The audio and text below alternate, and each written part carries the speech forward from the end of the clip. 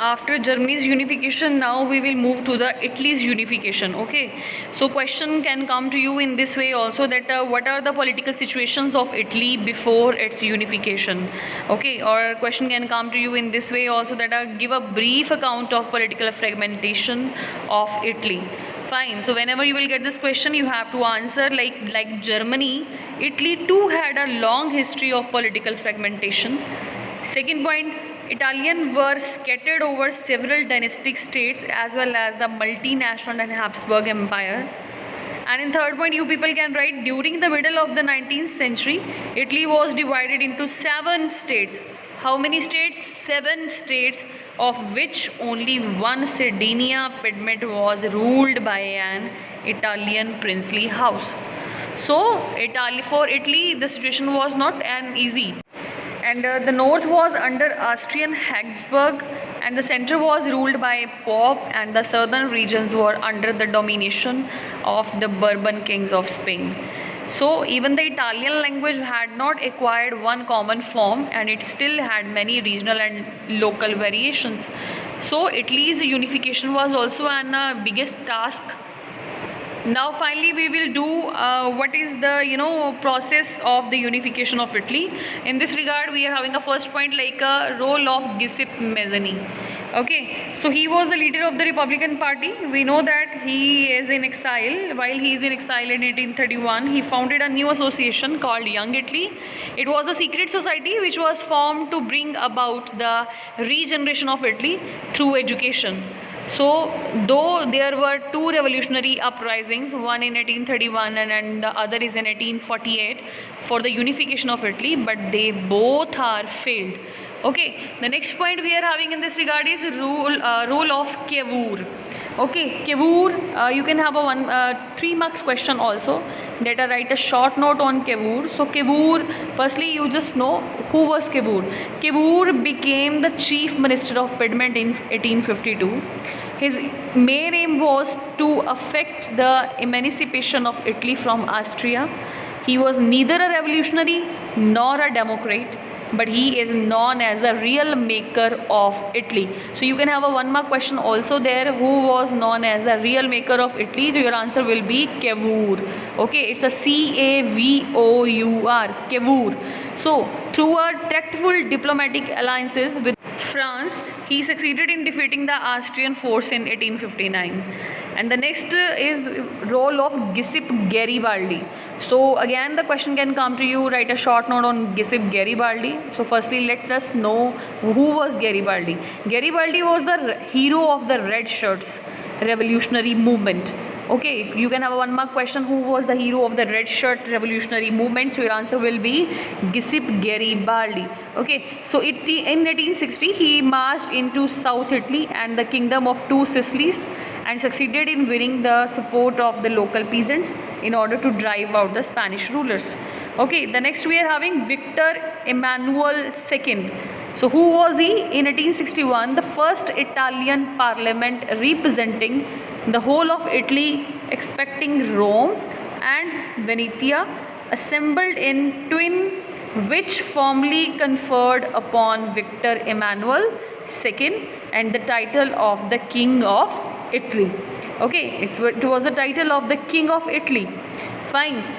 So it was all about the unification of Italy. Now we will move to the next topic, that is the strange case of Britain. Students, if we talk about the model of the nation or the nation state, some scholars have argued it is a Great Britain. In Britain, the formation of nation state was not the result of a sudden upheaval or a revolution. It was the result of a long drawn out processes. There was no British nation prior to the 18th century. The primary identities of the people who inhabited the British Isles were ethnic ones, such as English, Welsh, Scot or Irish. All of these ethnic groups had their own culture and political traditions, but as the English nation steadily grew in wealth, importance and power, it was able to extend its influence over the other nations of the island. So the English Parliament, which had seized power from the monarchy in 1688 at the end of a protracted conflict, was the instrument through which a nation state with England and its centre came to be forged. Okay. The Act of Union, which was in 1707 between England and Scotland, resulted in the formation of United Kingdom of Great Britain. Okay, which is meant in effect that England was able to impose its influence on Scotland. So, full-fledged question can come to you in this regard, that what was the impact of Act of Union on Scotland? So, whenever you will get the question, you have to give points. You can write answer in this way. The Act of Union, which was in 1707 between England and Scotland, it resulted in the formation of the United Kingdom. Second, you can write that the British Parliament was dominated by the English members. The growth of a British identity meant that Scotland's distinctive culture and political institutions were systematically suppressed.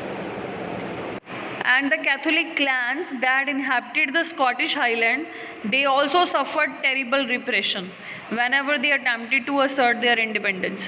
So the Scottish Highlanders were forbidden to speak their Gaelic language or wear their national dress, and large number were forcibly driven out of their homeland.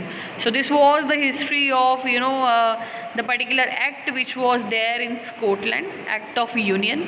It was a total impact of that which was there on the people of Scotland. After Scotland, let's move to the next topic, that is visualizing the nation. So it is easy enough to represent a ruler through a portrait or a statue. How does one go about giving a face to a nation? This was the biggest problem in front of the artist. Okay, so artists in the 18th and 19th century found a way out by personifying nations. In other words, they represented a country as if it were a person. Okay, so nations were then portrayed as a female figures. The female form that was chosen to personify the nation did not stand for any particular women in real life. Rather, it sought to give the abstract idea of a nation a concrete form. So that is why the female figure become an allegory of the nation.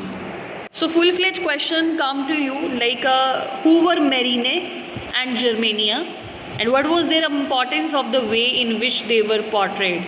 Question can come to you in this way also, that how were different nations visualized by the artist in the 18th and 19th century, and explain by giving examples. So your answer can be, artists in the 18th century and 19th century started representing nation in a human forms. So the female form that was chosen to personify the nation did not stand for any particular form in real life, as I have already discussed with you. They were allegories. So even after the French Revolution, artists used the female allegory to portray ideas such as liberty, justice and republic also. Let's take the example of Indian goddesses like a Bharat Mata. Okay, so these ideas were represented through specific objects or symbols. The attributes of liberty were the red cap, broken chain, while justice was generally a blindfolded woman. Okay, so carrying a pair of weighing scales. In France, if we are talking about, she was Christian Marine, a popular Christian name which underlined the idea of a people's nation. Her characteristics were drawn from those of liberty and republic, the red cap, the tricolor and the cockade. To popularize the national symbols, the statue of Marine were erected in public squares. Marine's images were also marked on coins and stamps. Same as Germania. Germania became the allegory of the German nation. In visualizing representation, Germania wears a crown of oak leaves, as the German oak stands for heroism. Okay, so all these artists tried their best to shape the nation in a female figures. Okay, so that they can create or they can contribute to create the nationalism feelings among the peoples. So let's move to the next topic, which is the last topic, that is a nationalism and imperialism. Students, by the last quarter of 19th century, nationalism no longer retained its idealistic liberal democratic sentiments of the first half of the century, but became a narrow creed with limited ends. So during this period, what happened? Nationalist groups became increasingly intolerant of each other and ever ready to go to war. The major European powers in turn manipulated the nationalist aspirations of the subject peoples and in Europe to further their own imperialist aims. So most serious source of nationalist tension in Europe after 1871 was the area called the Balkans. The Balkan was a region of geographical and ethnic variation comprising modern-day Romania, Bulgaria, Albania, Greece, Macedonia, etc. And a large part of Balkan was under the control of the Ottoman Empire. The spread of the ideas of romantic nationalism in Balkan together with the disintegration of Ottoman Empire made this region very explosive. Very explosive means the people who were living over there, they were always ready to war and fight, you know. And although the 19th century, the Ottoman Empire had sought to strengthen itself through modernization and internal reforms, but with very little success.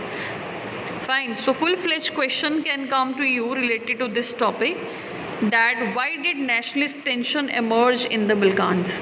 Okay, so we can write in this regard that Balkan was a region of geographical and ethnic variations. Okay, so different countries' name I have already discussed with you.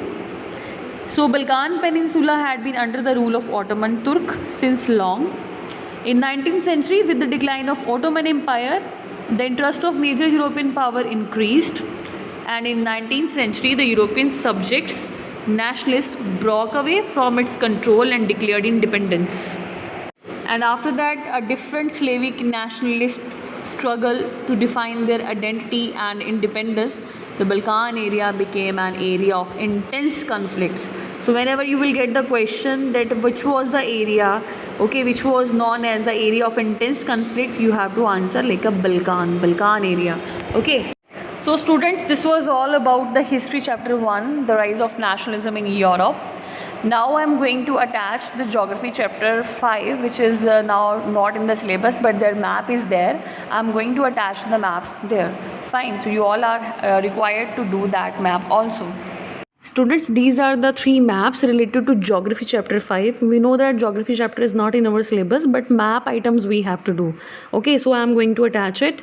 Here I am just giving you the particular summary, which names of the particular map item you have to do. You have to follow this sheet. Okay, we are not required to do all the particular names which are given over there. You have to follow this sheet. Okay, according to this, you have to prepare your map work. Thank you so much. Take care. God bless you. Stay home. Stay blessed.